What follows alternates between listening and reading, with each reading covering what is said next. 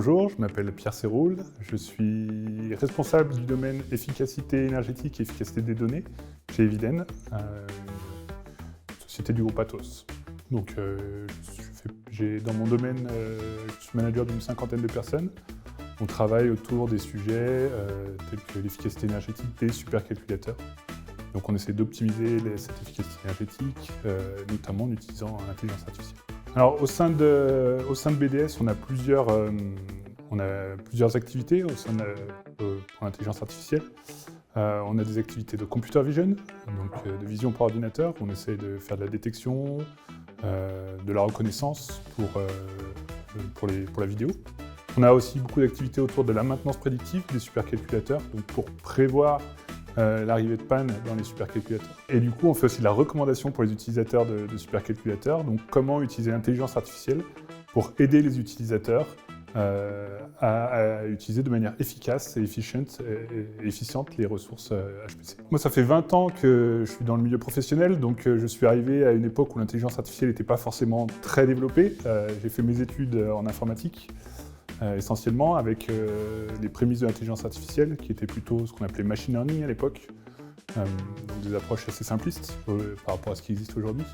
Donc j'ai dû me former d'un point de vue professionnel à l'intelligence artificielle, donc au fur et à mesure de mon parcours professionnel, j'ai suivi différentes formations, que ce soit des formations certifiantes ou des summer schools, donc des formations d'une semaine en été. Ce que je vois dans mon domaine, c'est que en gros les salariés quand même les jeunes sont relativement bien formés à l'intelligence artificielle, notamment à l'intelligence artificielle académique, donc tout ce qui est recherche sur l'amélioration des réseaux, des architectures autour de l'intelligence artificielle, des architectures de réseaux de neurones, etc.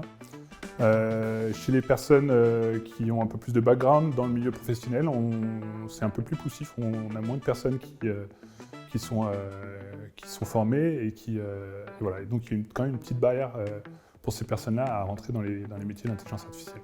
Quelles sont les compétences qui manquent d'un point de vue industriel dans les métiers d'intelligence artificielle? Aujourd'hui, c'est essentiellement tout ce qui va tourner autour du réseau de neurones. Donc c'est la data engineering, comment amener la donnée au réseau, comment industrialiser, donc tout ce qui est MLOps, donc partir d'un modèle et l'opérationnaliser, industrialiser, faire en sorte qu'il soit autonome pour réapprendre, pour faire du continual learning, tout ce qui est vraiment industriel au niveau de l'intelligence artificielle. Tout ce qu'on voit aussi qui nous manque, c'est tout ce qui est autour de la réglementation autour de l'IA. Donc il y a beaucoup de réglementations qui sortent d'un point de vue européen ou d'un point de vue français. Et malheureusement, on a assez peu de gens formés. Et puis on a aussi tout ce qui est autour de Sustainable AI, donc tout ce qui est autour de l'IA durable et l'IA frugale. Donc comment faire en sorte de limiter l'impact de l'IA dans le monde industriel et dans le monde digital.